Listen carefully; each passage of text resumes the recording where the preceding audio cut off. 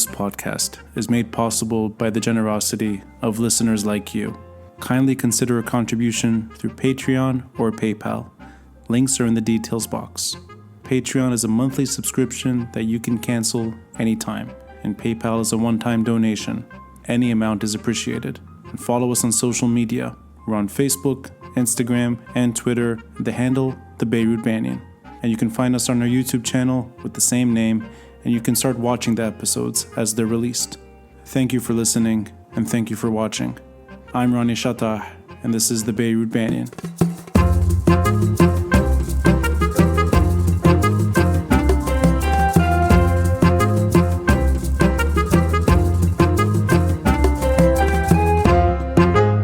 I think things are so bad at the moment that I don't want to add any added punishment by trying to speak French and sharing my French skills with you, and even trying to quote you in French. And thank you for Google Translation software. Thank you for Chrome. Thank you for my beshrel that I pull out from time to time, and I try to do my conjugaison, whatever that stuff is. My Arabic is so bad already that there's no point in making things worse. So, with that said, you have a beshrel, so that says a lot already. I'm just saying. My beshrel goes back to the early 1990s, and I assume the French language hasn't changed much in the last 3 decades. Inshallah, la, it's already that complicated on its own. Exactly. So not to make it more complicated. No. But I will say, I'm a big fan of L'Orient-Le Jour. I've leaned that way in terms of learning a lot, not just from what's happening recently, but in general. L'Orient-Le Jour, despite my French skills, I'm a fan, and I'm glad that you were willing to take part in a very tense sort of 10 days since the explosions last week. And just a very, very taxing moment, I think, for anyone who's reporting on what's happening. And whether you're in Lebanon or abroad, I think it's been a very difficult stretch. So anyone willing to talk to me at this time, especially during the intense heat, and and it's late. No, It is a break. We're gonna to be able to just sit and talk in a very chill manner. Yeah. After everything. Yeah. So. No, I'm glad that we didn't really structure this episode that much, because I kind of wanted to just have a friendly chat. And it's born out of something you shared online, which is why I reached out to you. You were sort of online, you were texting your friend, and you shared a photo of your screenshot, conversation you're having with your friend, and then the explosions happen, and then you go back to that conversation days later. And it's almost like a pause, where it's, in a way, it's 6:07, if you will, Tuesday. Yeah. And then it's today. And today has been, I think, ever since that explosion. So in many ways, you kind of opened up a bit into things that I was thinking about as well. I'm not there at the moment, but I was sort of imagining what it would have been like to be in your shoes. And I'm just impressed. I mean, all the effort needed to report on this event as someone who's living in Beirut and dealing with many things. It's a privilege to get to explore these things with you. But I want to start somewhere. I want to start maybe with a very big question, whether you think this is a tipping point, and whether you think this is the real before and after moment. I'm going to ask this in a way comparing it to the previous sort of language used for October 17. There's a before and after. Do you think these explosions, August 4, 6:08 p.m., do you think that is the tipping point, and now there's a before and after? And you say as much as you'd like. I know this is a very sort of, it's just a personal reaction, if anything, just from your eyes, having seen many things happen in recent months. Do you think this is the final straw?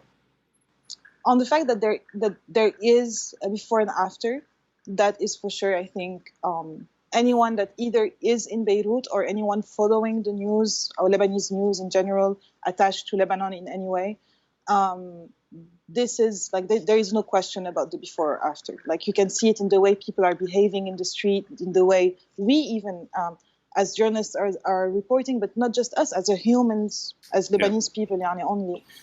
You can see it, how it has impacted our daily behaviors, our way of talking, our way of reacting to different things, whether it's in our daily lives, whether it's a sound, whether it's something falling on the ground or anything, or even politically. Our reactions are there's way more anger than during the revolution, which was there already back then. Yeah. But this time it's different because it was all the way, like they came to our houses, like literally in our homes. And so that was a very different feeling of it's not just a political fight at this point. It's all or nothing. It's to the death at this point. And so there is a before and after. The part concerning the tipping point, in my head, I do put them in two different lanes, in the sense that it could be, and I hope it will be the tipping point, if the counter actors, in the sense civil society and all the other actors that are outside of the old school Zu'ama system, if they achieve their goals and objectives and are able to solidify their position in the arena, in the political arena, and social one as well, then it could be the tipping point. You know what I mean? So I'm going to only interrupt in terms of just sort of trying to unlayer certain things. When you say civil society taking a role, that means beyond what was happening since October 17? Okay, and what does that mean exactly, though, in that they would actually be more active?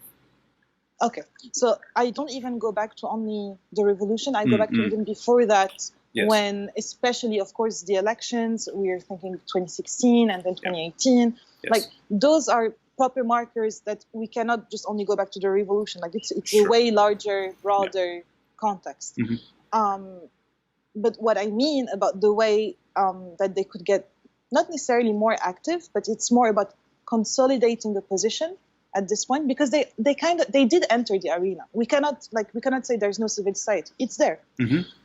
My issue is that كلهم يعني كلهم, okay, and we're all we agree on that. But tomorrow, if there are elections, who do we vote for on the ballot? As civil society, I'm saying. Right. Whose name is going to be on the ballot? And so far, unfortunately, there's not one figure, specifically one figure or three figures, for example, not necessarily just one, that has emerged enough to be able to say, I am representing this movement, with all the nuances that go with it. Because, of course, if there's someone representing us, or of course, we will have issues maybe on certain points of a certain program, maybe economically, maybe politically. That's fine. But who is representing that movement? That's my big question.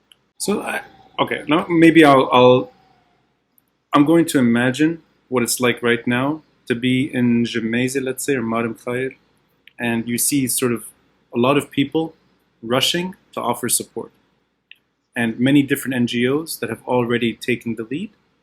And all this money that has been sent to Lebanon, bypassing the state, and in a way, Lebanese people healing their own wounds.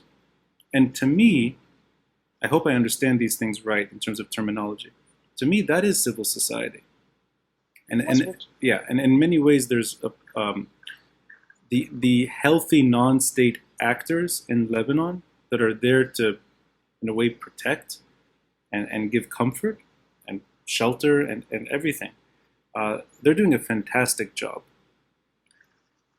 I'm going to take that sort of image, and then that the blasts were 10 days ago, and we had protests, and we had a government officially resign, and then 10 days has gone by, and to me there's this sort of fear, maybe, that it's quickly going back to politics as usual. And this is not to do with a particular speech, Hassan Nasrallah just giving a speech about many things. It's not about that. Or it's not even about maybe the robustness, let's say, of the usual suspects, that the president's not going anywhere, the Speaker of Parliament's not going anywhere, and that the Prime Minister is now in a caretaker capacity, or for that matter, that international leaders are flying in and sort of, giving their opinions on certain things. It's not that. It's that's the familiar. And I think I've seen so much of that whenever there's a crisis in Lebanon that to me it's automatically, well, that's what Lebanon does. It goes back to some inertia that is not really sustainable, and it eventually crashes again. And I don't want to sound too bleak here, but I would have expected after that kind of giant impact, and you said it right, October 17 did not enter our homes. Maybe it entered our bank accounts. It entered our oxygen, maybe it entered our well-being, but it didn't enter our homes physically. This explosion destroyed our homes. Even then, to me, it seems like this is politics as usual. Is that too negative? And I don't want to sort of be the one to make things sound too depressing, but is that too 2020 vision, almost too clear that there's a lot of stuff happening that is still positive? Including what you said about civil society maybe laying the foundation, maybe sort of aiming for the long term. Because right now I just don't see the positive in this moment. And I would have expected more by now. But I'll give you the floor here because I don't want to speak on your behalf. But I'm just curious if that's too bleak. No, you've said very, very interesting points and correct points, actually. And when you talk about, in my opinion at least, when you talk about politics as usual and so on, I mean, just open any channels or any newspaper and what you've read 10 years ago is still relevant today. So how crazy is that? It's like videos are going around on social media right now about different explosions, and it's the same thing again. Yeah. So that's why you're not wrong at all by saying it's going back to politics as usual. And that was my point. Maybe it was not explained well enough about civil society, in the sense that about the political role that can lead to civil society. For example, today I was at base camp Madam Khalid, and people are doing an incredible job.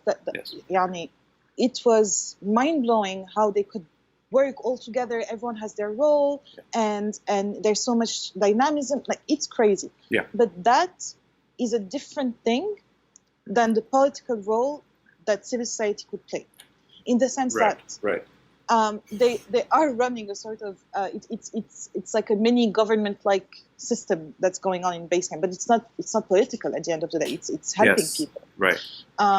What I mean is it's basic services. It's what the state's supposed to do. Exactly. Yeah. Exactly. What I mean about by civil society being able potentially to consolidate their position if they play it well, strategically speaking, politically speaking. I'm aiming more at the people that already have a political role or a political voice in the arena as social society figures. I see. You know what I mean? Yeah. And I do understand completely the need for being unified as a front, to have a unified front as a civil society and so on against the traditional, in a way, establishment. I understand that. The issue that could arise from that, and that will only depend on how they play their cards afterwards, and that we cannot predict. They meaning the usual suspects, not the civil society. No, I meant how the civil society plays their cards. Oh, how civil society plays their cards. Okay, yeah. Yeah, because if they play it right, they can be in a proper counter position in order to actually change the system. But if we stick in this dynamic of we don't want any proper leader, then at some point we're already facing the issue. Even during the revolution, there was the issue, and everyone was saying, please, not everyone, but a part of the people were saying, we want at least someone that we can talk to represent that group. Right. And there still isn't. Yeah. And that's why I keep on saying, if they play their cards right in the next few weeks, next few months, that could work. They could عن جد have an incredible role in changing the system in Lebanon. I want to ask you though, and before we go any further in politics, which is really, I think that, I mean, it would be very odd to skip the political story here. I just want to go back to one thing. Where were you when the explosion happened? I was at home. At home? So in Jaitewi. In Jaitewi? Oh, you were in Jaitewi. Okay, so that, I see. Then I should have actually asked you this earlier, but I was curious. I mean, it's a stupid question to ask, but are you okay after the explosion? I mean, I assume there's damage done to the home itself. Yeah, but okay. So for the house, that's like the house is destroyed at this point. Yeah. But that's fine. It's only, it's only a house. At the end of the day, we can rebuild, and I'm very lucky in the sense that my landlord, he's I have a very nice landlord who is really helping for the reparations and so on. So I have no room to complain about that. The only thing, and thankfully I also have a shelter, which is a relative's home where I'm here now, right? Where I can stay during while I work, while I repair the house and so on. So that's fine. For the house, the shock of the house being gone is still there, but it's easy to rationalize by saying it's only the material stuff.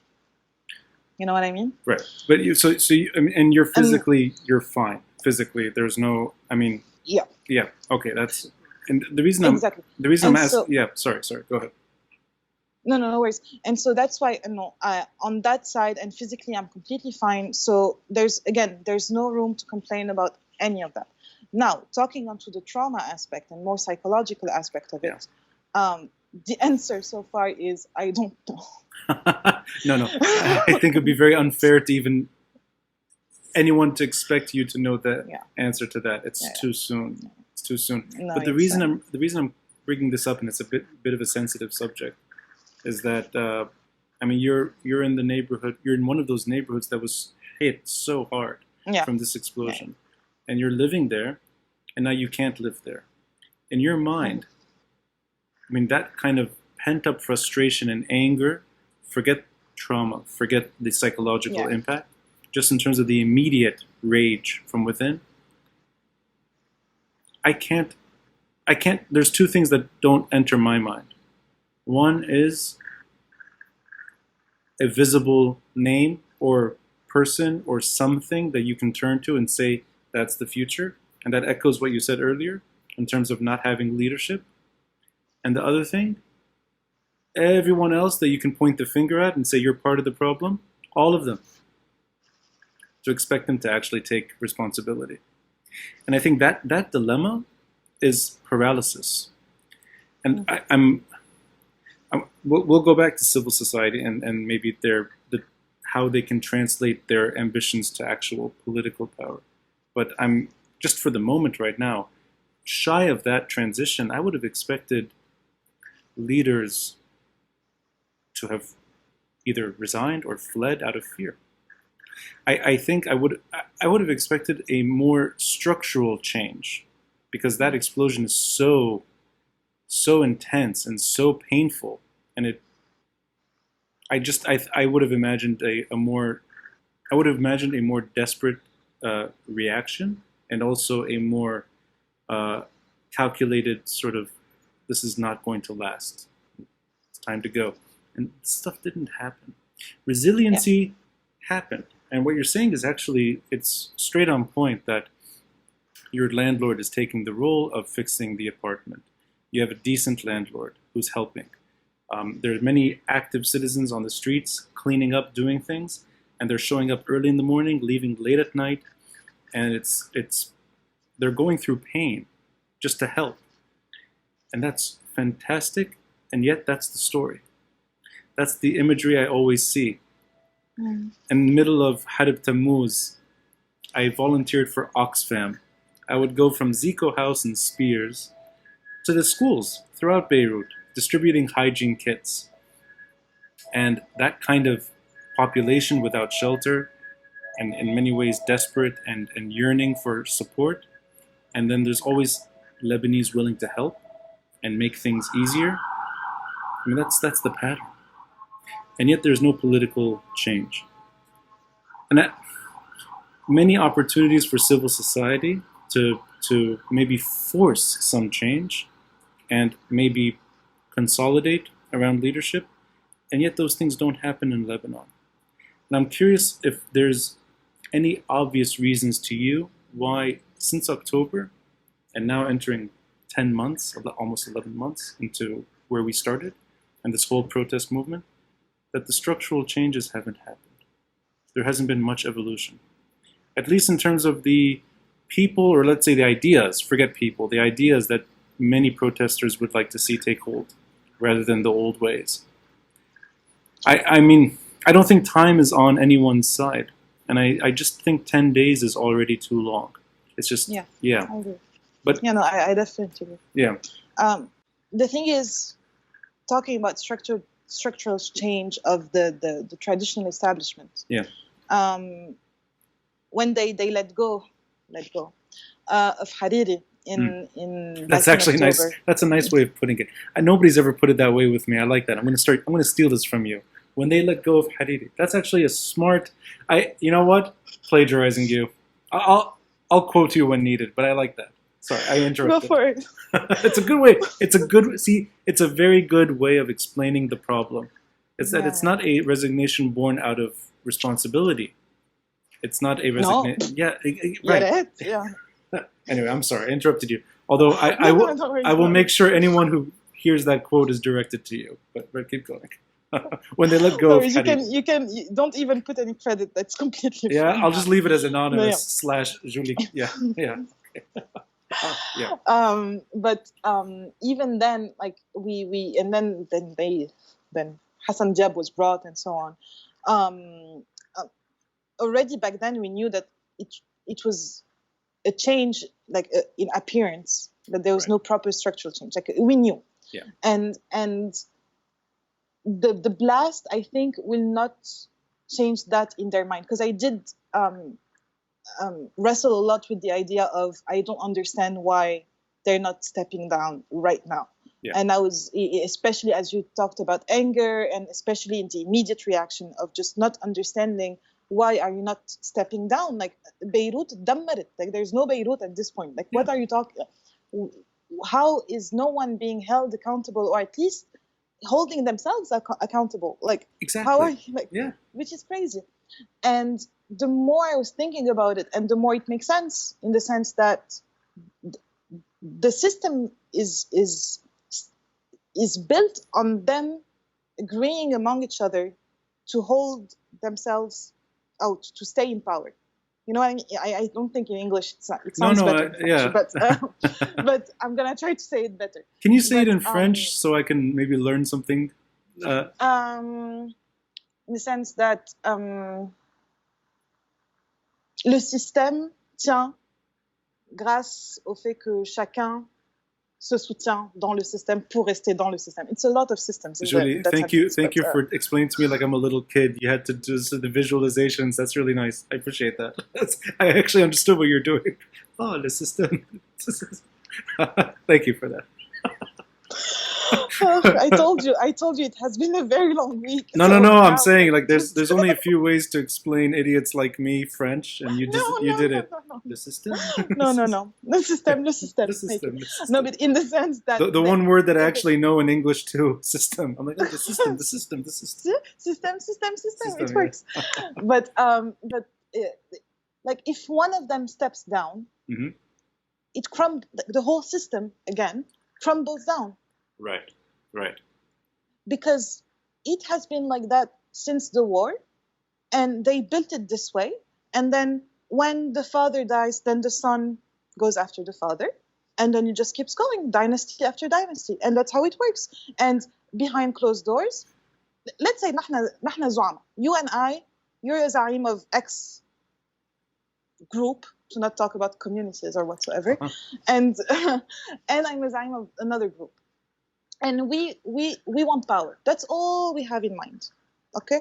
And you know that you need me in order to stay in power, and I know that I need you in order to stay in power, even though even though we do have some conflicting interests on some issues. But the big picture is that both of us want to stay in power.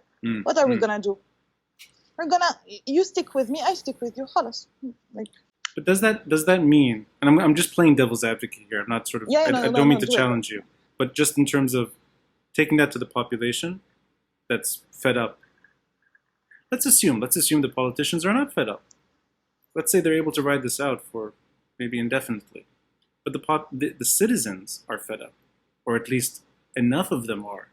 Enough people that come from a variety of backgrounds and variety of economic, it's like you said, Beirut got hit. It's not a community. It's not a group that got hit. It's the city. If you were close enough, you'd be dead or injured. That's cross-sectarian. That's everyone. Everyone is potentially sort of attacked in that kind of explosion. That's the state being negligent. So you have a population that's fed up. Does that also mean that the groups depend on each other, or in ways that are unhealthy? Because by now it would just mean, okay, that's an old way of doing things. That system, the system, is hurting everyone and killing people too. And this is 2020. This is not when the system was born. This is a century or later after this system has sort of survived many different eras. So does it have to do with an anxiety that's not necessarily political, but more psychological? Because it just doesn't... From the people. I mean, yeah, and I'm not blaming. It's not like putting burden on people that are suffering. Quite the contrary. It's trying to understand why it's so difficult to get any member of that system, which you described, and that sort of individuals depending on each other.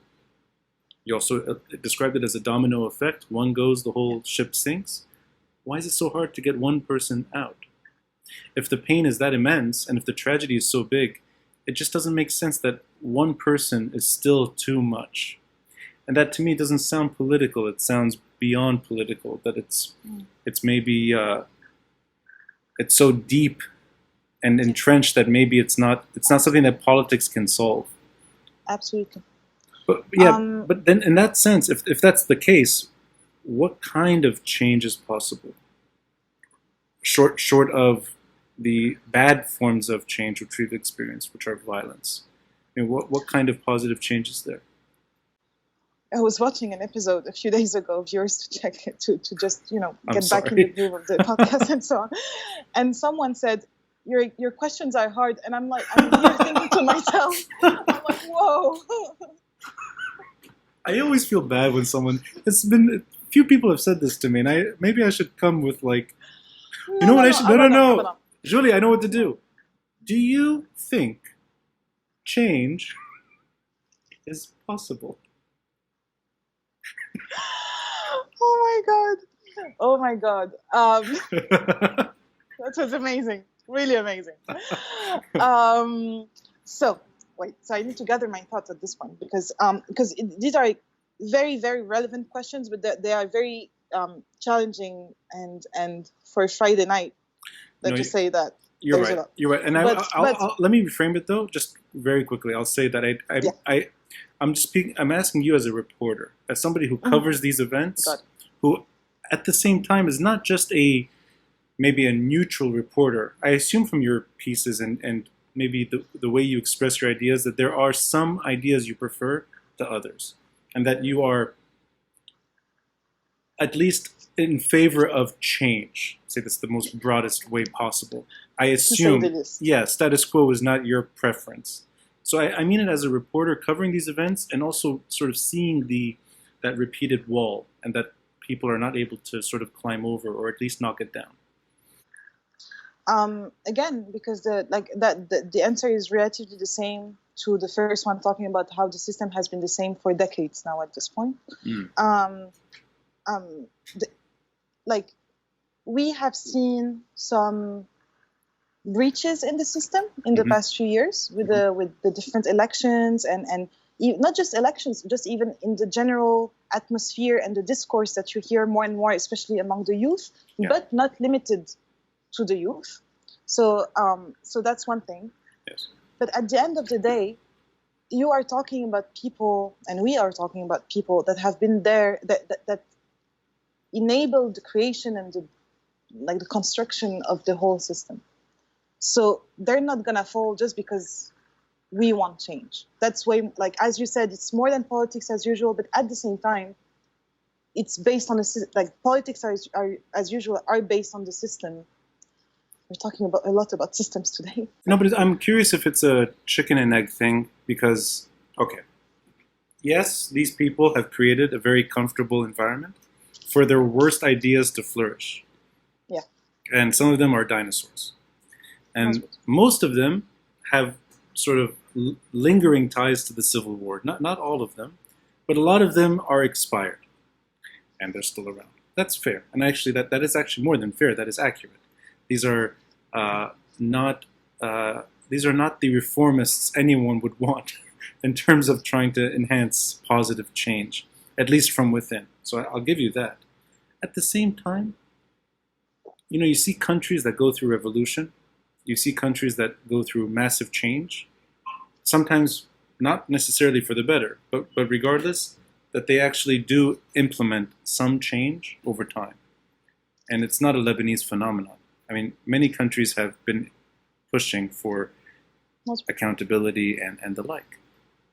And for the most part, those countries get there over time. They do actually get to a place that's functional.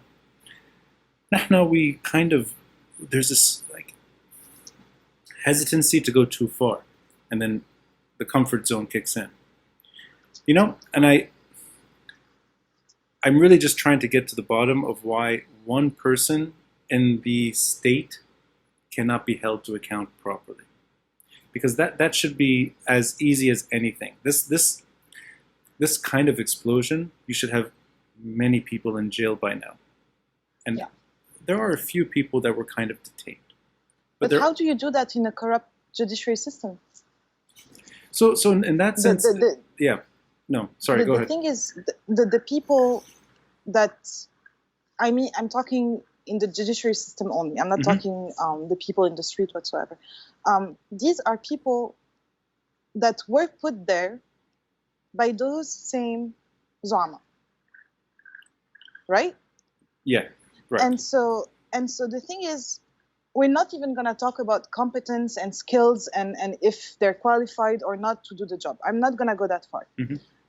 Because then we would have to go into each one of them, and then it's an endless you're conversation. Right. Yeah. But just talking about how they got the job, and the whole judiciary system is everyone's we want an independent judiciary system and so on. Yes, for sure. But right now it's anything but independent. So yes, we do have an investigation going on, and yes, a lot of people should be in jail. And the fact that they're not until now says so much, right, without saying anything about this, about how that works and why no one has been held accountable so far. So the system is just too powerful? It's too entrenched? I mean, so and then a population that's given the opportunity to demand that it changes fundamentally, it's just unable to defeat it at the end of the day? That it's just too... No. I don't think we can go that far by saying unable to do it, because that would be even worse than being pessimistic at this point. The thing is, the proper revolution aspect, if we're gonna go, let's go back to just October in that sense, last year. That was only 10 months ago, a bit more. Yeah, but that's true. Yeah. A revolution takes so much time in any country. If you take historically speaking, it doesn't take a few months, especially when we're talking about this kind of deeply entrenched system that's so big and that's bigger than all of us. That will take so much time to put down. It's not unfeasible in any way. No, that would be so heartbreaking if I don't even know, why would we still be in Lebanon at this point if we couldn't change anything? But the thing is, revolutions take time, change takes time. And as I said earlier in the conversation when we talked about civil society, and let's not even call it civil society necessarily, just counter actors, counter powers in a sense, that could stand up to the traditional establishment, that would already like put forth a dynamic in order to maybe see the light at the end of the tunnel at this point, that maybe something is possible. I agree with you. And I will also say that, let's say revolutions take decades to effect change. Let's say it's a very long, drawn-out process. That said, the most important things that need to happen at the beginning, not towards the end. And nothing of value in terms of political change has happened. Hariri's resignation, which you described earlier, in a way that I think is so fitting, is in a way like any Hariri resignation. It's happened before. And you know what? Despite all of his statements to the contrary, there is a very good chance he'll be prime minister again. So that's not that. I don't think of that as the steps in the right direction.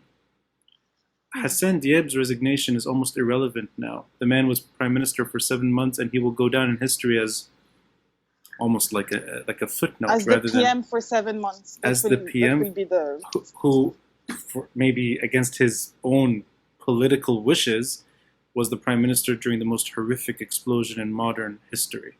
So that too, but he's not a byproduct of positive change. I'll add to this that the protests that we've seen and all the reasons that they were diminished over time, this includes COVID-19, but all the reasons, and violence too, state violence at times against protesters, all of these things have turned people away from the street at times. But a year after the initial push, by now there would be some representation, there would be some tangible leadership, there would be some structure in place. It doesn't take that long. And if anything, these things would have happened way before these blasts last week. They would have happened maybe even within weeks of the October 17 moment of the uprising.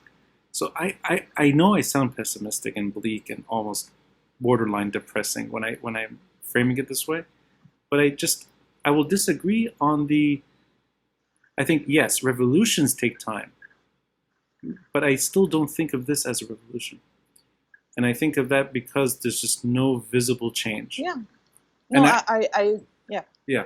I mean, I'll say bluntly, the President of the Republic, a symbolic figure maybe at best, a sort of a counterproductive leader at worst. I mean, all the names have been thrown at him. There's no need to sort of go that deep into this. A very, very complicated individual who's still there. If anything, that kind of a resignation on his terms, and even his entourage sort of suggesting that he depart, even that conversation never happened. And that's kind of the first step that you would imagine in a revolution. Leadership. But how? Yeah. But they're living in their bubble in the sense that there's them, there's us, in the sense that there is their bubble, and that's why the conversation never happened. And if you remember as we're gonna talk about the president side in that sense. I'm picking him only because technically he's sort of the symbolic head of the republic. But absolutely. I mean, I know that the list is long, but I just meant that's one very visible. But that's a very, very relevant example in the sense that if we go back to October, November, even after that, but especially that time, and the discourse that him or the party was even holding was complete, like denial, living in a complete on Mars at this point. Uh-huh. Like people in the street. Mars is too close. I think sort of beyond. Yeah, Jupiter. Maybe we could go all the way to Pluto at this point. Out of the solar system. You're just like, you're right. Yeah, detached. Different galaxy. Yes, exactly. Galaxy 1989. Yeah. This is so sad. I think when you can always bend time and space if you have the physics on your side. I think he lives in a different, a parallel universe. completely. And so that if you had different types of profiles in that establishment. You have the ones that are just in denial at this point. That would be the president. Know that what's going on, and are just refusing to change anything because they're convinced in their own power and thirsty for power at this point. Yeah. And I might be forgetting another category at this point that's not coming to me. But like you have the ones in denial, the ones that know what's going on but don't want to act on it, and then maybe there's a third one. But even when leaders are in denial, they're forced out. They're never forced out fully aware of what's going on. I don't think one unfit leader left sort of fully aware of the anger and resentment. So he would fit the pattern, if anything, so in a bubble, like in the way you described it well. He's not even in Beirut. He's in his palace, and his entourage maybe tells him things that are not true. And that's standard. And even then, there would be enough whispers reaching him or his people, suggesting that it's over. I mean, I don't think and I don't think the blasts are that moment. I mean, if anything, October 17 was that moment. And but imagine if you're convinced that you've done nothing wrong, and you're convinced of it, and you think that this is your right to be in that place, and that you've earned it, and that this is not your fault.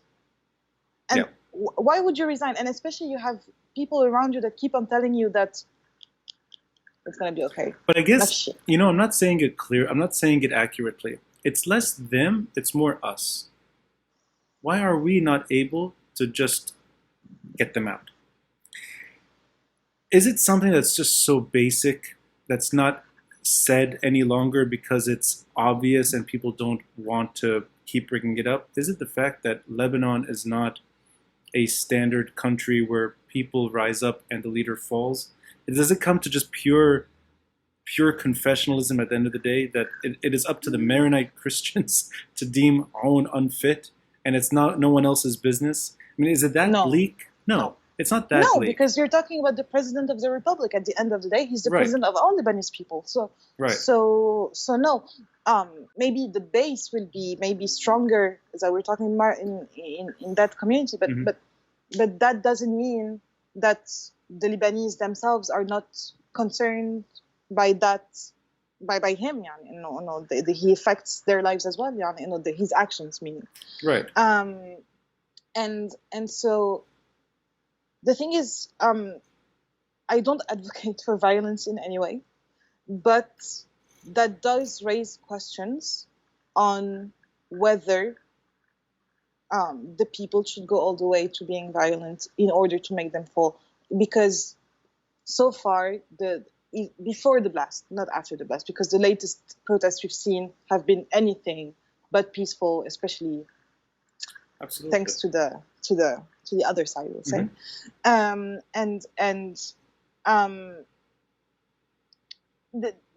Especially in October, it was very, very joyful, very nice, with the exceptions of a few nights and so on that were definitely not peaceful. Yeah. But that does raise a question that maybe it should go. Should it go a level further? I don't have the answer for that. But if you look at other revolutions in other countries historically, no one has done a revolution peaceful. The exceptions are the few that made history, and that's the Berlin Wall coming down. That's the Czech Republic, even the divorce of Czechoslovakia. There are examples. Poland was largely nonviolent, and then there are very violent examples too. Romania, they executed their dictator on television.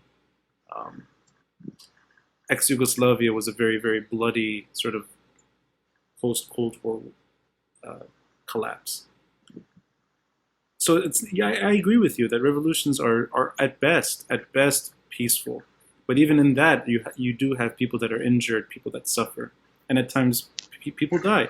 And already a few Lebanese have died since October due to the unrest. That said, though, it's always impressive to see hundreds of thousands of Lebanese heading to Martyrs Square, and then in October, millions of Lebanese throughout the country doing that. That's very impressive. It's also humbling, maybe, and then it's almost like it's frustrating. You see bold attempts in other places that are not usually targeted. Hundreds of protesters go up to Ba'abda on the highway. They reach the intersection. They're trying, and they can't get far. Those brave souls in Nabateeh who tried and then were silenced and suffocated. I mean, yeah, these are very, very, those seem to be where the power rests, and those are the targets that are kind of shielded. And I think prime ministers come and go, cabinets come and go. How many have we had anyway in recent history? We've had so many. And let alone under one president's term. I mean, Aoun has seen, I think, too many governments come and go. So that, I mean, it's not, protests can do that. That's great. Protests can actually keep that momentum. That doesn't seem to enact change. And I'll go back to the civil society question. These are names that I think both of us know anyway. So it's not like these are not strangers. These are very visible, and some of them have been doing this for years. They've been pushing. Some of them way before the You Stink protests started. They've been laying the seeds for change. And those are maybe the names and faces that are passionate about change even until now, but cannot sort of enter the halls of power. So I don't know. There's something about the long-term sluggish change in Lebanon that is very frustrating. It's very frustrating. And we have generations that come and go without anything happening.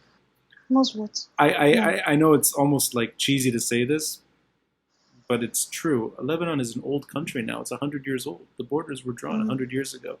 We haven't really gotten far in a century of time. You mean we've downgraded quite a bit, no. Well, I mean, yes. If you look at the numbers back in, everyone has been sharing that, especially during when the economic crisis was hitting, started to hit really, really hard.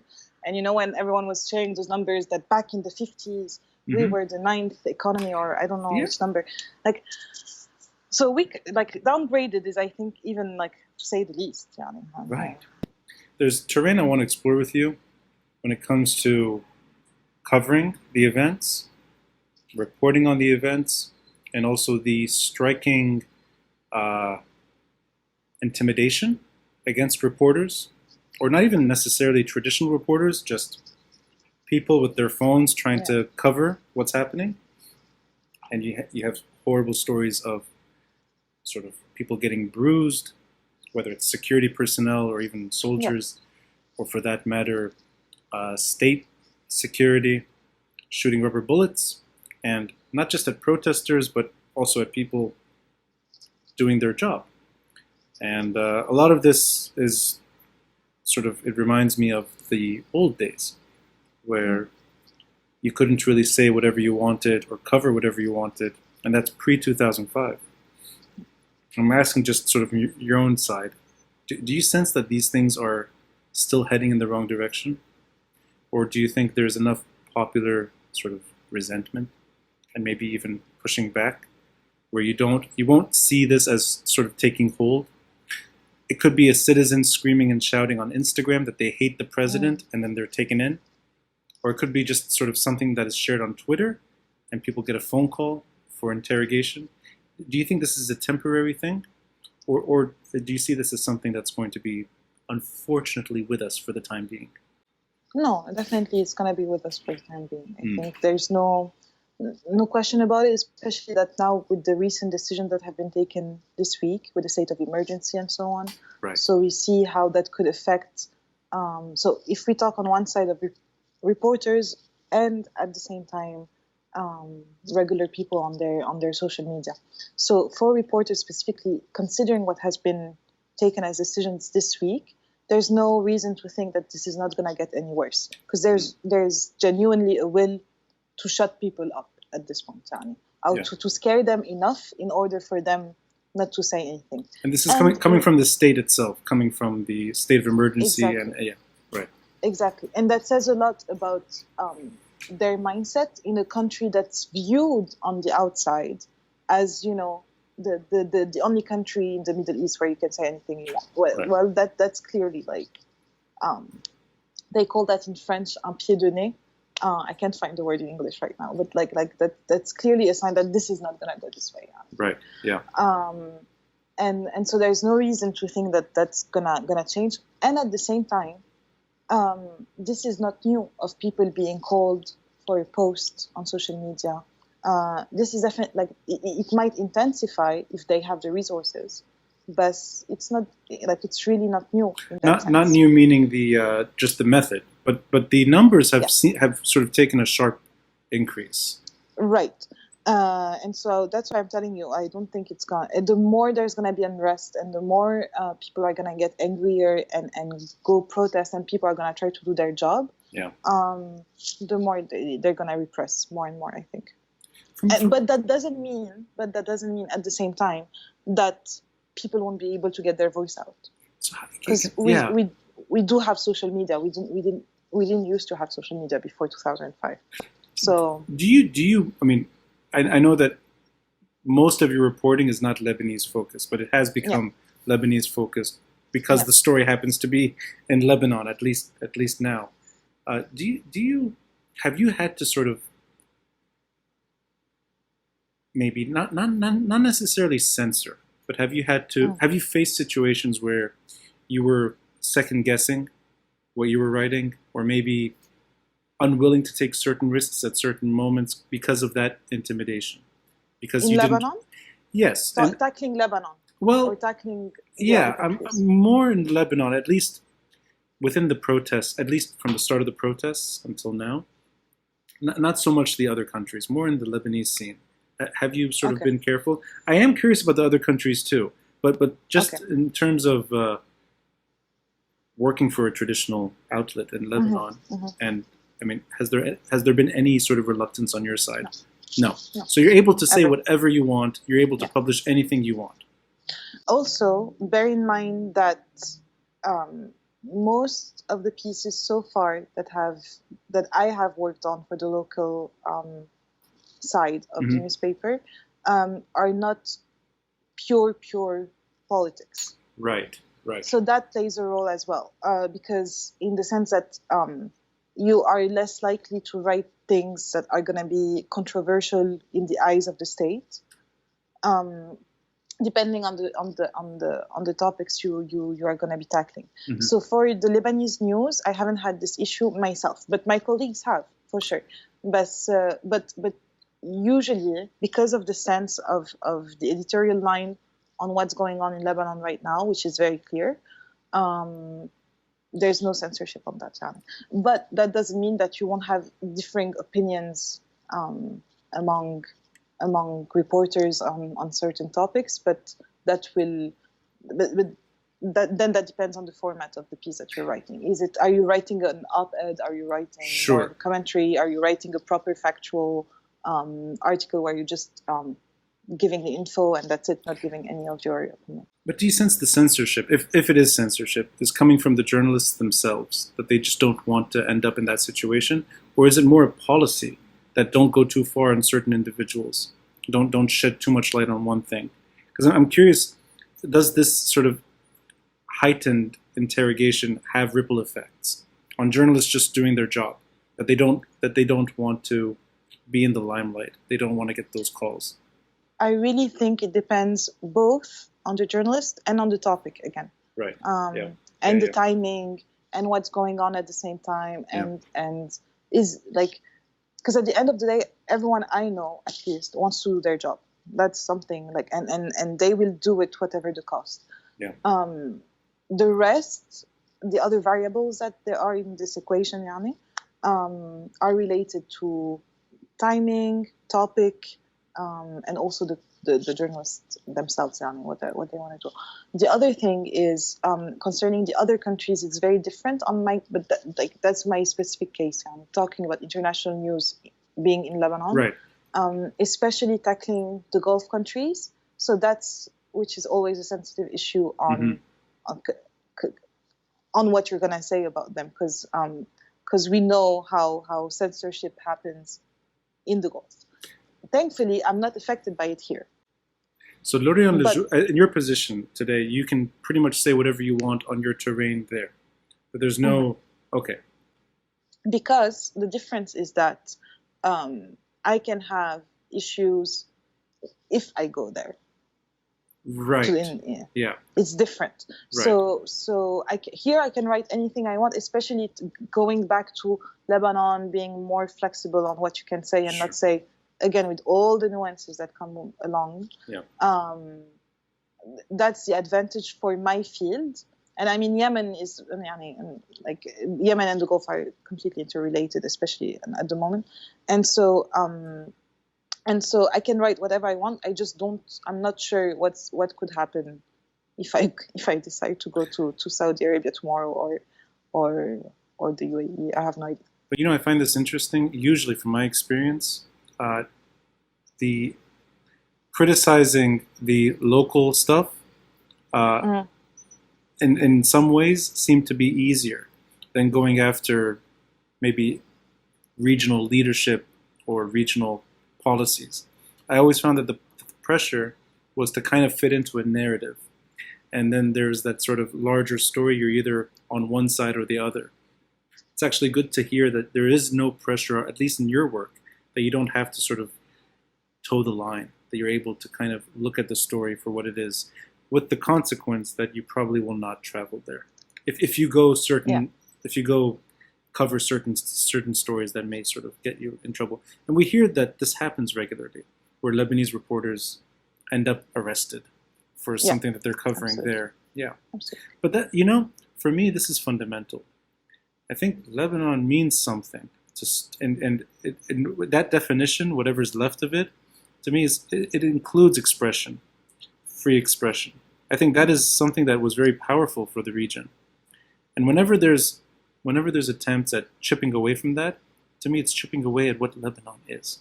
I agree. Yeah, and I mean, it's always startling to see these reports and to get these kinds of old-fashioned interrogation, intimidation stuff that I really thought we were beyond. And it's happening now in 2020. And I mean, people risk their lives trying to get the story out. And I hold this profession dear, and also that freedom of expression is still something critical to me in the Lebanese context.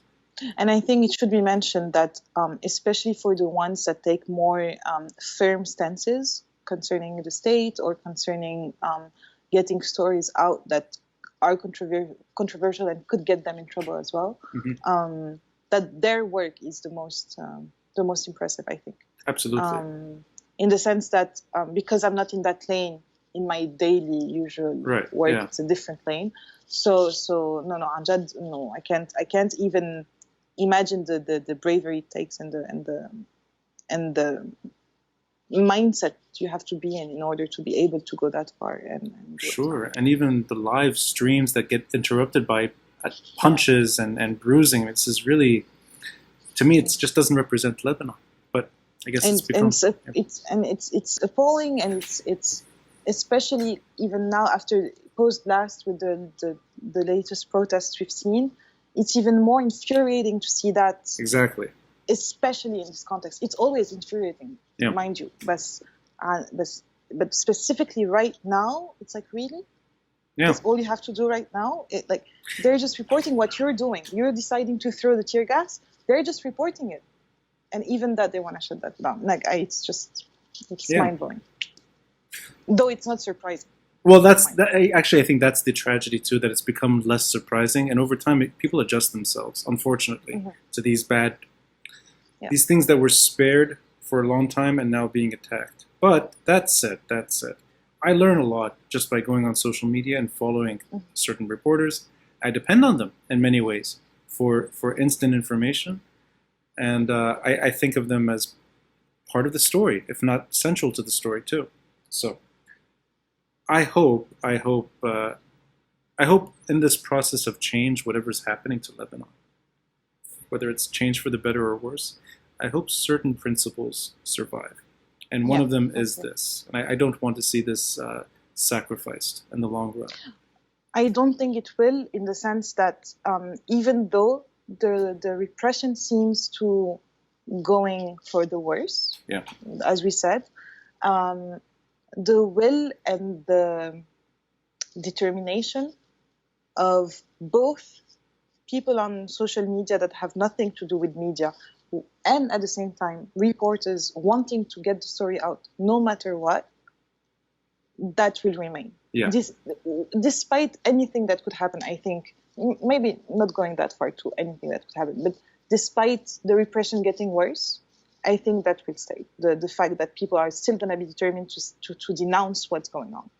I really hope so. And sometimes I see signs of hope that point in that direction, and that's where you have to maybe lean on at times. So I really hope at least the public is taking a lot of initiative and circumventing the state when needed, and doing it because they need to survive. Otherwise, they will literally collapse with the country. I am going to try, and without causing too much damage, I'm going to try to reference the piece that I learned from you. Double explosion de Beirut, ce que nous apprend l'analyse de données. Yeah, very good. Okay, that was very horrible. Good. And I will link... No. I will. This is tragic. I'm going to link the piece to the episode. To those that don't know how to speak French, I don't care. Get your Chrome, get your translation software. Translate on Chrome. Just deal with it. Yes. And I want to say a few things. Rarely do I ask anyone to stay up past midnight to deal with me. Okay. You are awake at 1 in the morning. 1 in the morning. Yeah. So that means a lot to me. My pleasure. My pleasure. That's okay. That's okay. I'm kidding. The second thing is, you're actually it's these kinds of not knowing who you are and then seeing a post on Twitter. By sheer luck that maybe I follow you or you follow me. Yeah. And you sort of announce that you made it out. I mean, it kind of brings me closer to a tweet.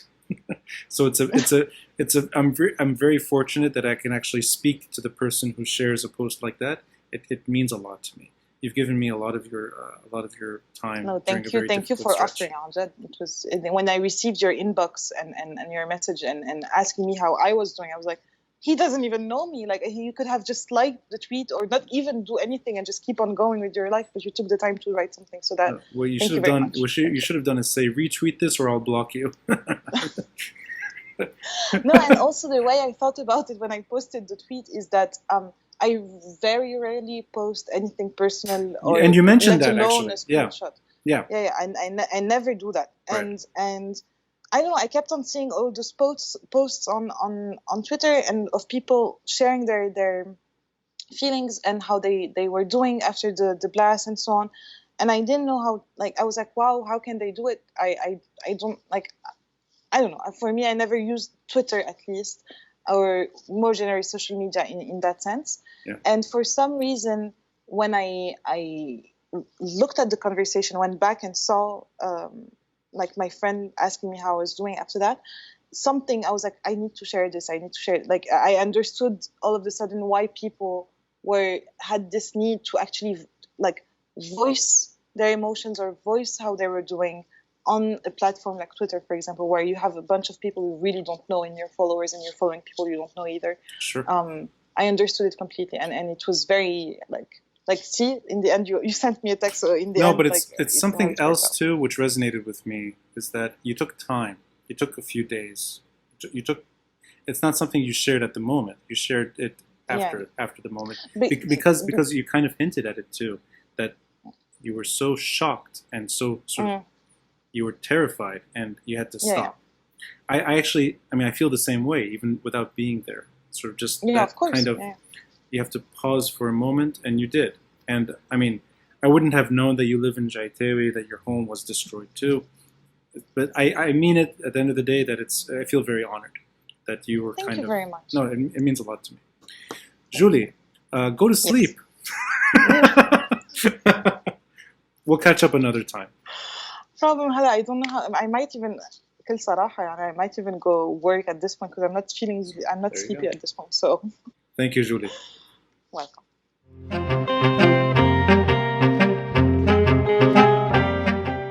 Thanks for listening, and a friendly reminder to help support this podcast by contributing through Patreon or PayPal. All links are in the details box below. Until next time, I'm Ronnie Shatah, and this is the Beirut Banyan.